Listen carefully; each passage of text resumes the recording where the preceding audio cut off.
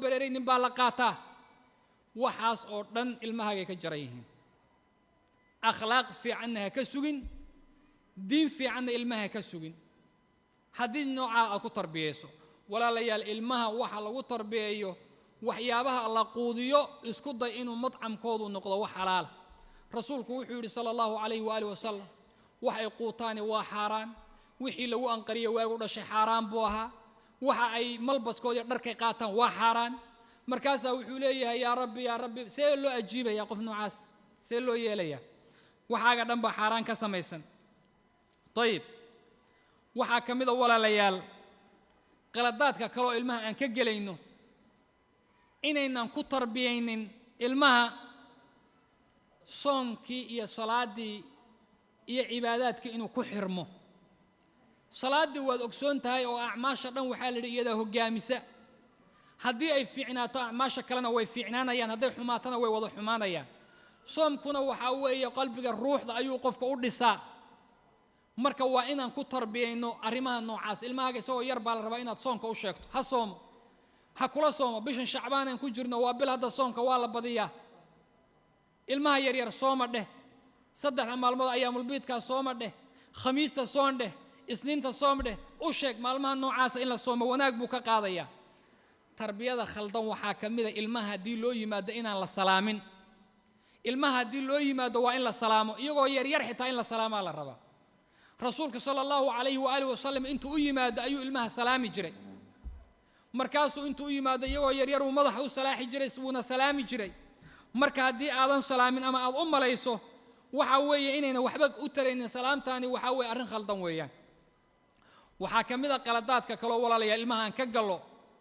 istiidaanka inayna barin iyo guryaha markay soo galaan ilmuhu siday u aadaabta u qaadan lahayn inaan la barin tusaale haddaan soo qaadno ilmahaagi weligaa maada u sheegin aabba iyo hooyo guriga haddaad soo gashaan idan qaata maada dhihin oo ma soo galaa dheh isagoo iska ordi buu marka kuu soo gelayaa walidaalika baad ogtihiin qur'aankeenuna wuu nooga hadlay yaa ayuha aladiina aamanuu liyastaadinkum aladiina malakat aymaanukum waladiina lam yabluguu lxuluma minkum 3 maraat min qabli salaati alfajr وحين تضعون ثيابكم من الظهيرة ومن بعد صلاة العشاء 3 عورات لكم بالي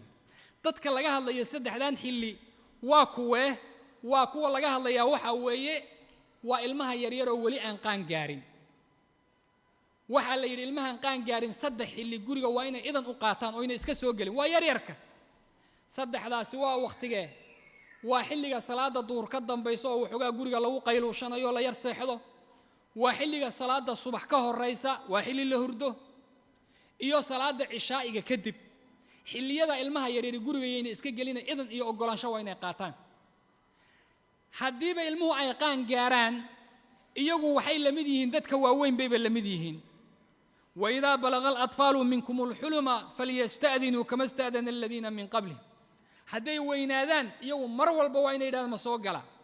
ولذلك علمي هذا برين isagoo iska orday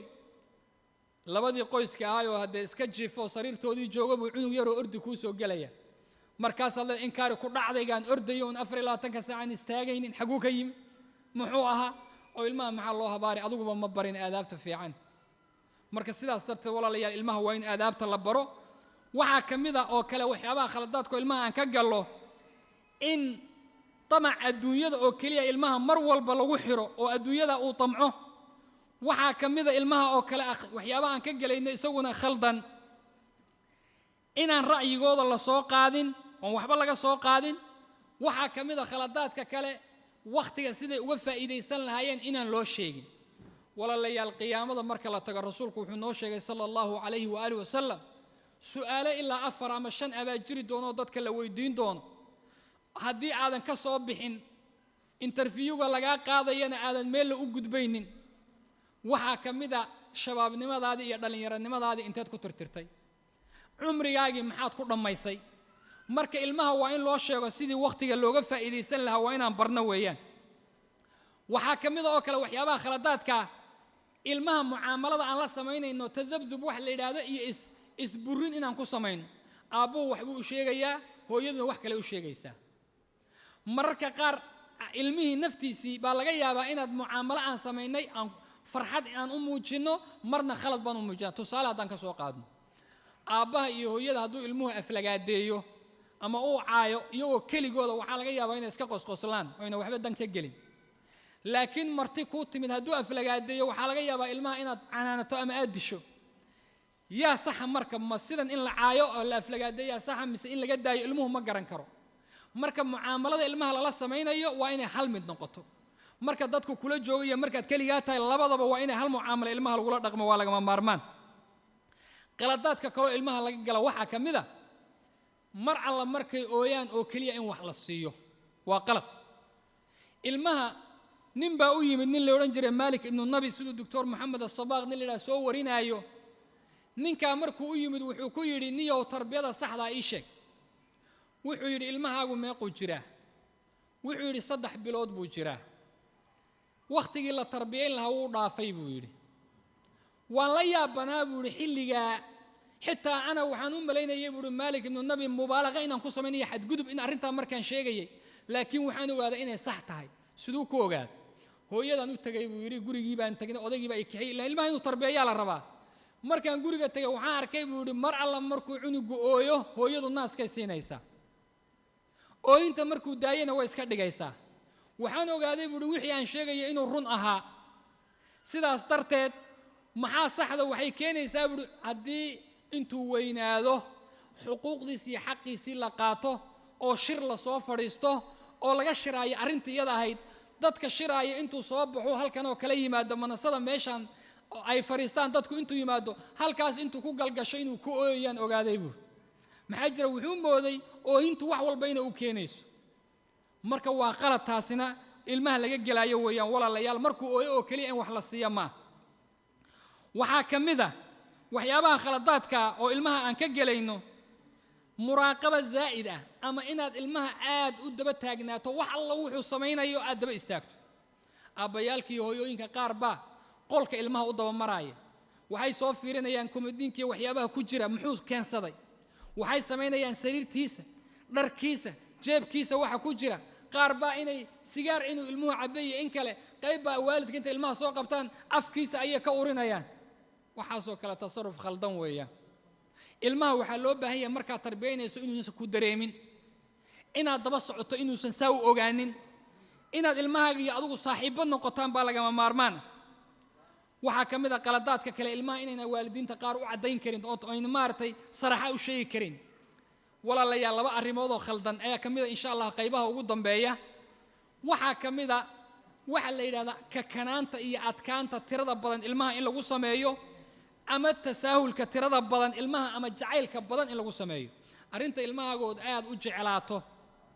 oo wax alla wuxuu qabsanayana aad u malayso inuusan qabsan karin oo adigu u qabato arrintaasi kama yara tan aad adayga labaduba waa tarbiya khaldan weeyaan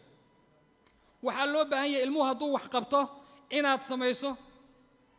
inaad samayso ood ilmahaaga hadduu wax qabto aad la timaado haddii uu wax qabto wax fiican haddii uu la yimaado inaad uga mahad celiso ayaa loo baahan yahay haddii kale uu wax khaldan la yimaadana inaad si degan iyo tartiib ugu sheegto ayaa loo baahan yahay marka arrintaasi waa arrin ku noqon karta ilmaha khalad waxaa ka mid a walaalayaal waxyaabaha khaldan maantana waddankan munaasab waa in la ogaado ilmahaagii khalad buu sameeyey markuu khalad sameeyey guriga waad ka cayrinaysaa haddii guriga aad ka cayriso intuu aadayaa ilmihii tarbiyadaas muqaarana waa aad ku samaysaa ama isbarbardhig tii waagii hore iyo tan maanta ah waa laba kala gedisan wey waagii hore ilmaha guriga waa laga cayrin jiray haddii laga cayriyo wuxuu u tegi jiray reer hebelna way soo celin jireen xitaa ilmaha cunto lama siin jirinoo waa la soo celin jiray waa ina hebeloo guriga ka yimid baa la leeyahay orod gurigiinna aad laakiin maanta haddii ilmaha guriga laga cayriyo ma la soo celinayaa wax kuu soo celiya heli maysid haddii aad guriga ka tagto magaalo kaleoo taada ka fiican buu helayaa baabuur buu helayaa asxaab kaluu helayaa lacag buu helayaa wax walba wuu helayaa sidaas darteed ma shaqaynayso maanta ilmaha in guryaha laga cayriyo haddii ilmahaagu qalad galo inaad waxaa laga yaabaa